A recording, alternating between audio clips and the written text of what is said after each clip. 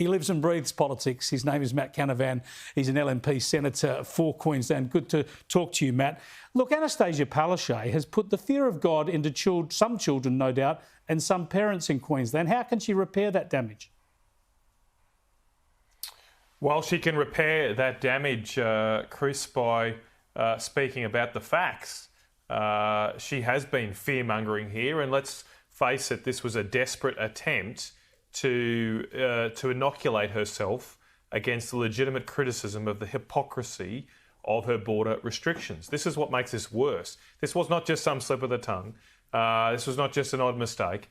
Over the last 48 hours, the Premier has been under enormous political pressure over her government's decision to allow 100 NRL family members and officials across the border from Sydney when she has been denying access to Queenslanders, including a 3-year-old child who has been separated from his mum for 8 weeks.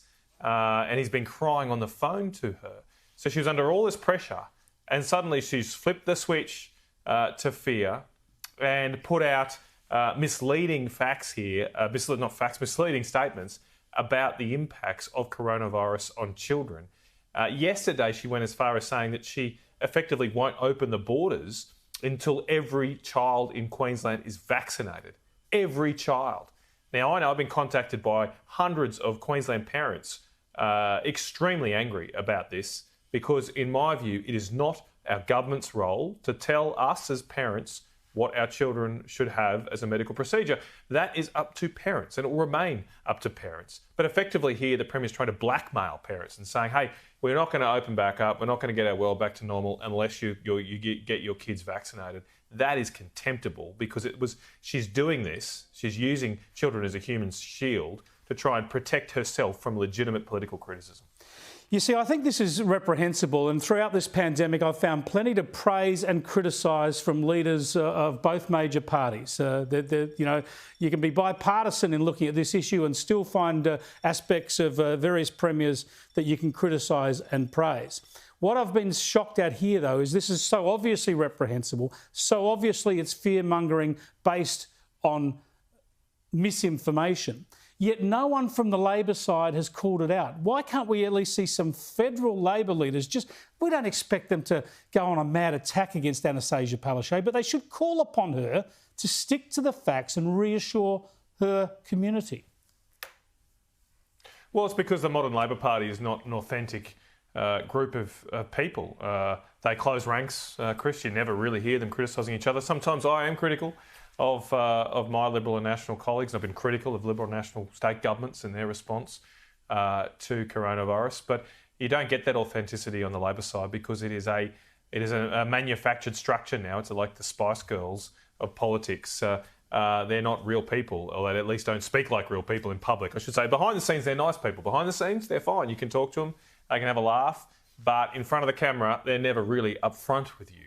And that really worries the Australian people because we are a people that I think respects authenticity and just wants our leaders to tell it how it is or how they view it here. And so, Annastacia Palaszczuk has become increasingly hysterical as she's gone under more pressure over the last week. She's now effectively the Karen of the coronavirus pandemic, yelling and screaming about different things left, right and centre. And you're right, the whole Queensland Labor Party is now implicated with this agenda to apparently get every child in Queensland jabbed, regardless of whether their parents agree or not, because they won't criticise her. So it's the Queensland Labor Party that are trying to do that. It's the Queensland Labor Party trying to take away your rights as a parent to decide what's the best interest of your child. It is the Queensland Labor Party that's ignoring the health advice, which clearly says the risks of coronavirus to young children is not great.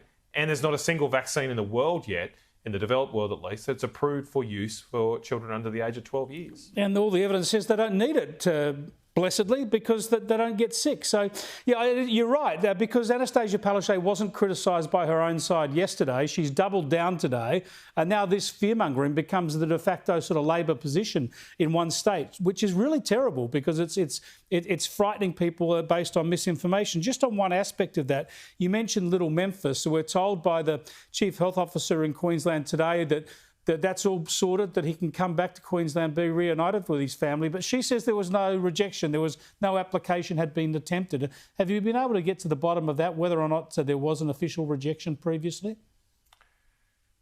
No, I don't know, Chris. I find that extremely hard to believe, given the heartache that this family was going through. And I often think sometimes when you get these types of denials from governments, they're very good at playing semantics. So perhaps maybe the official form or some third in triplicate application wasn't complete, and the Queensland government here is literally true. But I find it hard to believe they weren't aware of this case in some way, shape, or form, given how long it has gone on and the obviously desperate measures that the parents were resorting to get Memphis home. But it shouldn't. Why does it have to work like this? When apparently Peter V'landys of the NRL would have a direct line to Jeanette Young or Premier Palaszczuk, and he gets what he wants like that.